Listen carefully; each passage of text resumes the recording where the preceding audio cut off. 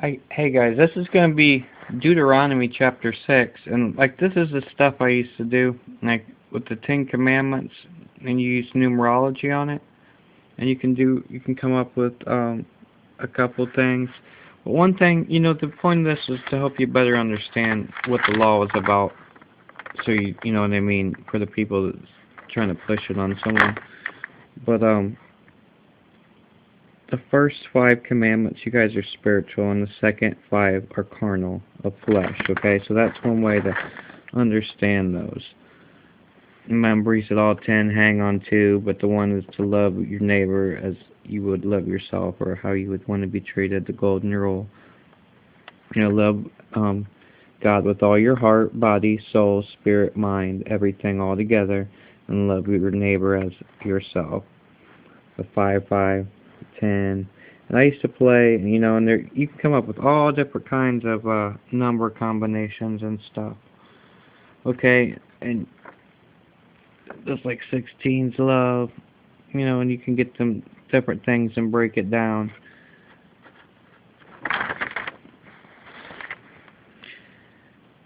Like, see, each number stands for something. 2 is the church, the election. 10 to follow 2 covered. 10 follows 2, covers 8 inside. 8's new beginnings. And I went down there on the different ones.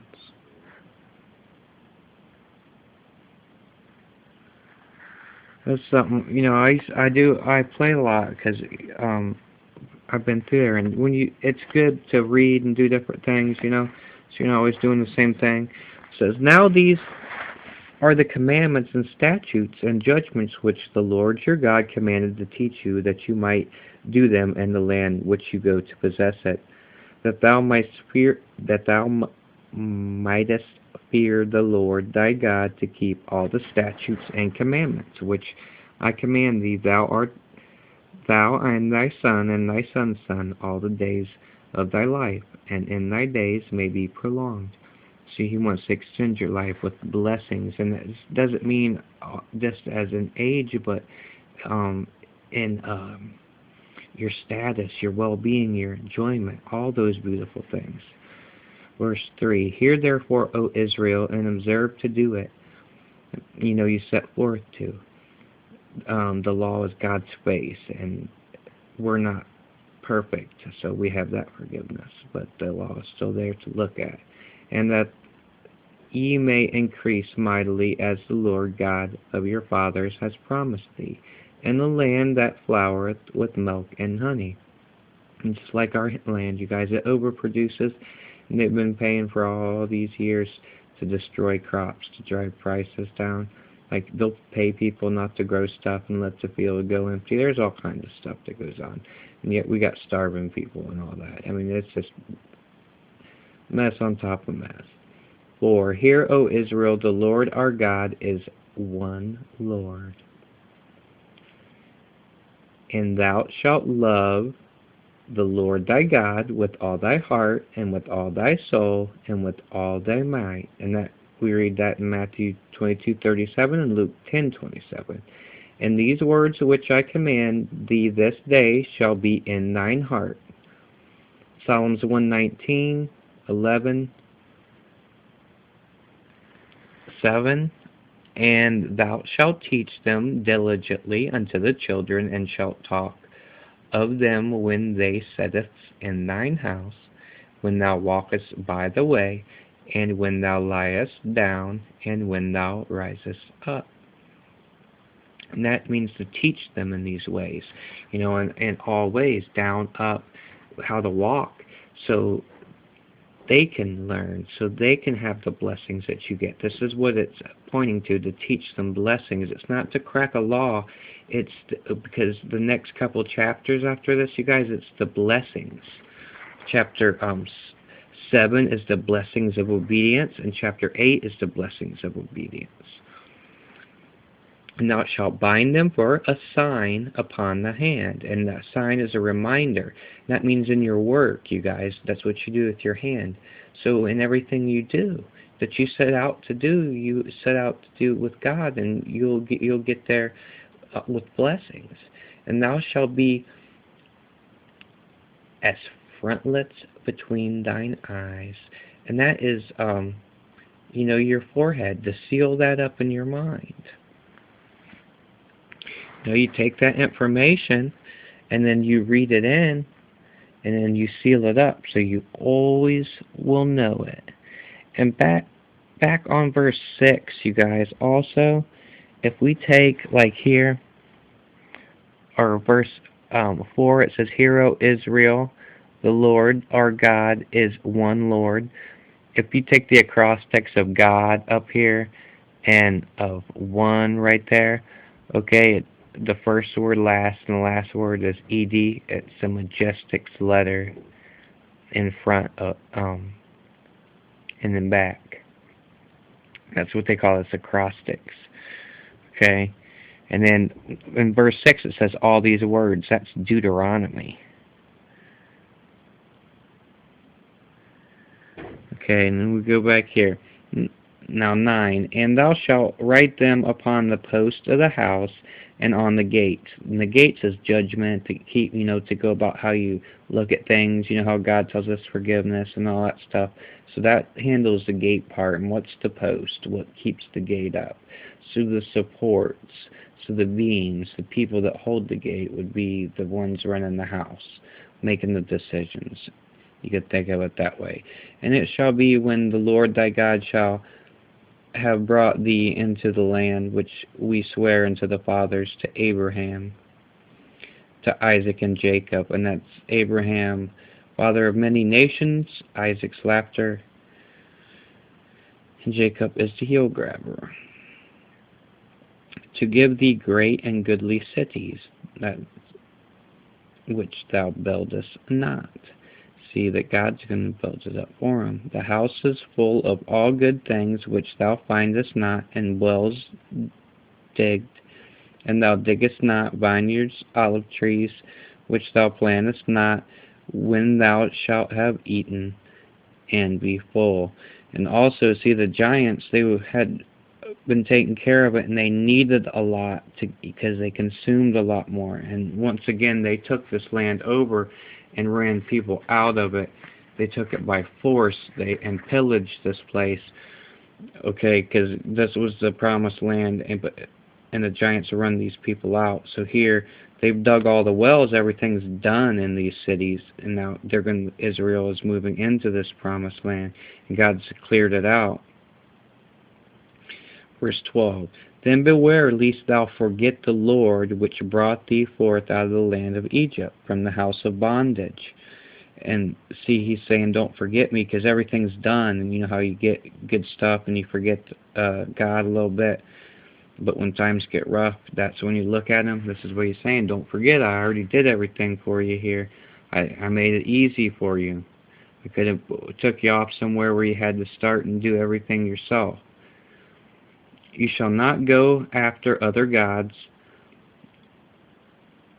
of the gods of the people which are round about you. See, there's still people there in the cities round about. For the Lord thy God is a jealous God among you, lest the anger of the Lord thy God be kindled against thee, and destroy thee from off the face of the earth.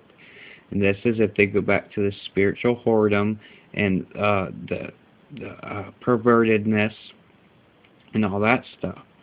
And this is also, as he's talking, when we read about Israel rebelling, and then God finally divorces them, they go into captivity. Judah follows 200 years later. 16, You shall not tempt the Lord your God as you tempted him in Massah. You shall diligently keep the commandments of the Lord your God, his testimonies and his statutes, which he has commanded thee. And that's Psalms 119:4 also.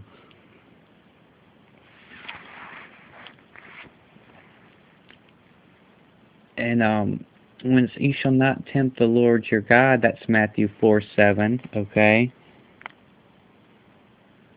And that was Exodus at Massah, at where the temptations were.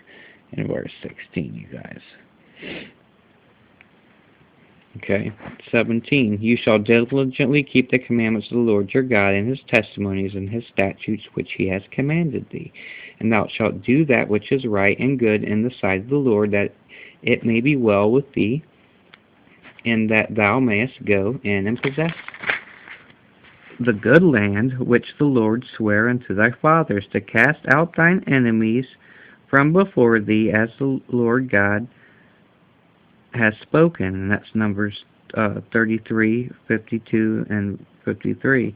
And when thy son asketh thee in the time to come, saying, What mean the testimonies and the statutes of the judgments which the Lord our God has commanded thee? Exodus 13:8 and 4-14.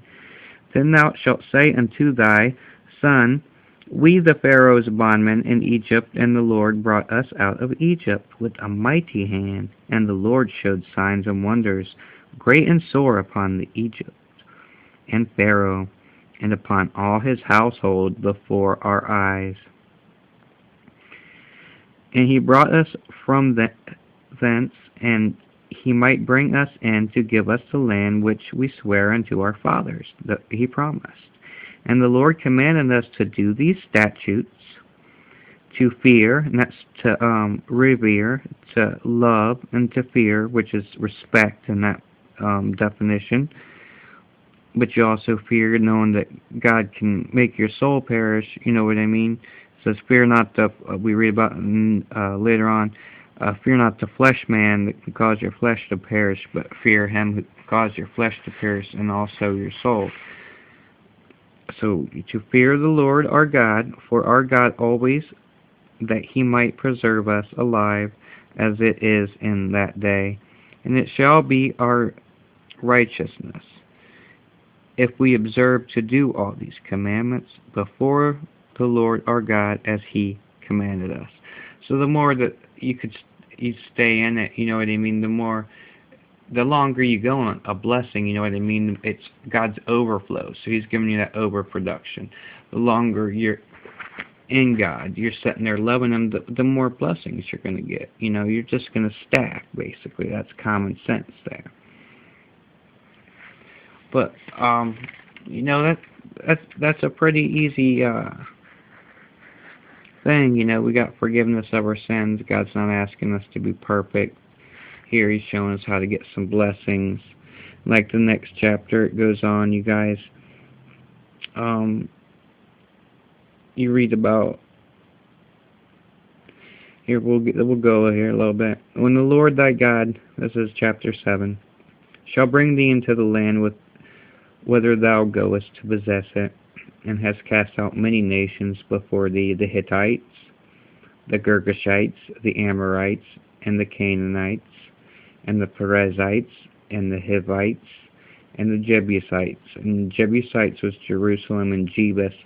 Like God said, Jerusalem's his most favorite place on earth, but they had an unclean birth.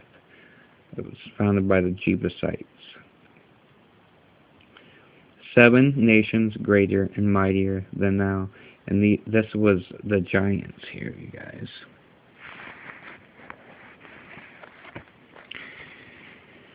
And when the Lord thy God shall deliver them before thee, thou shalt smite them, and utterly destroy them. Thou shalt make no covenant with them, nor show mercy unto them. Neither shalt thou make marriages with them, thy daughters.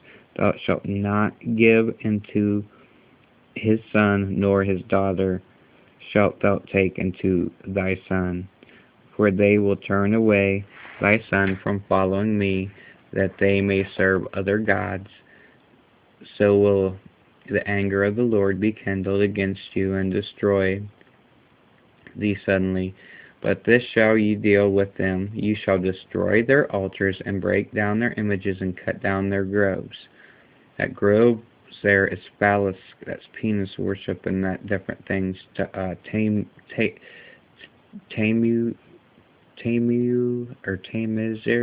So I forget what it is. It's a T one, you guys. I'm sorry. But it's vegetable and animal worship God. And you can throw Ishtar in there and the rest of it too. God's saying you're going to tear these things out. For thou art a holy people unto the Lord thy God. The Lord thy God has chosen thee to be a special people unto himself above all people that are upon the face of the earth. And this is all of Israel, all that would love God. Not just one little group of people that he's saying special. It's never about one person. It was Christ to come to open them 7 seals, and then to open up whomever will. That's the whole plan. That's the whole deal, is none should perish, that all should come to repentance.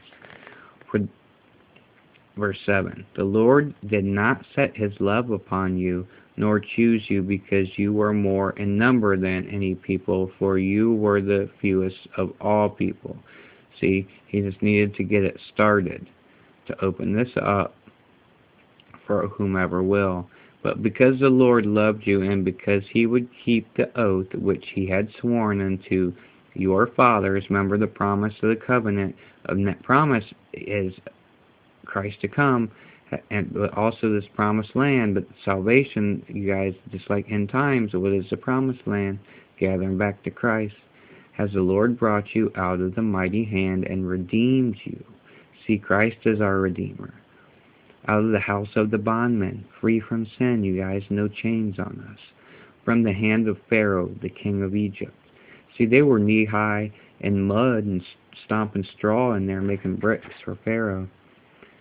And then he took their straw away, and they had to go get grass clippings and gather it by themselves and stomp it in, because he was mad about the plagues. Know therefore that the Lord thy God, he is God and faithful God, which keepeth covenant and mercy with them that love him and keep his commandments to 1,000 generations. To a grand. That means always, for anyone, generation after generation.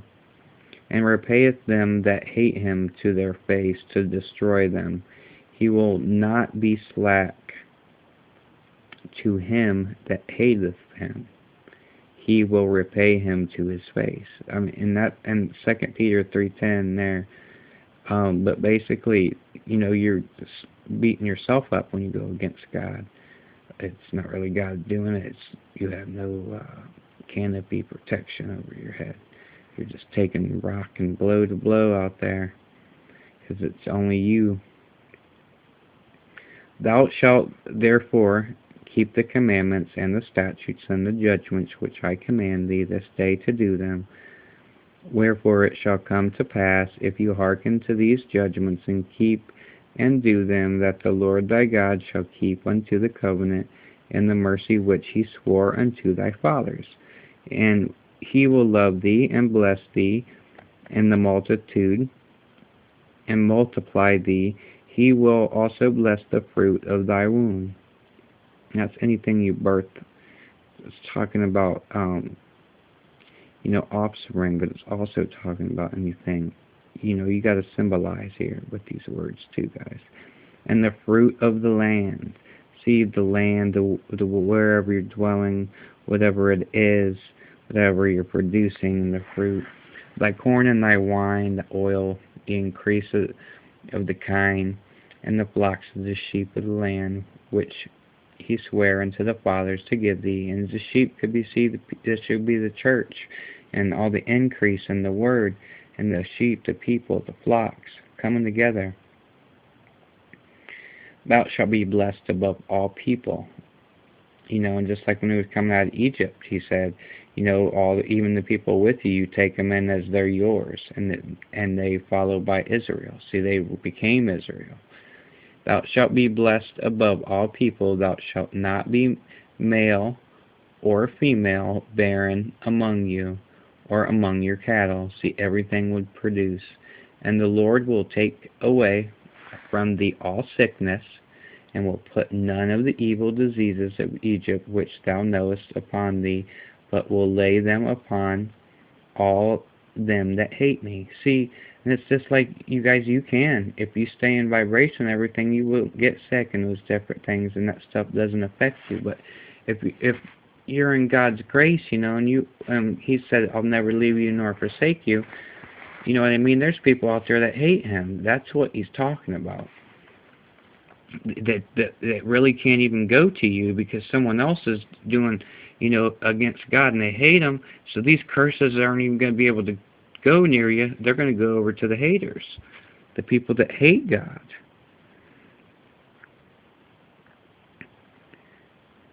And 16, and thou shalt consume all the people which the Lord thy God shall deliver thee.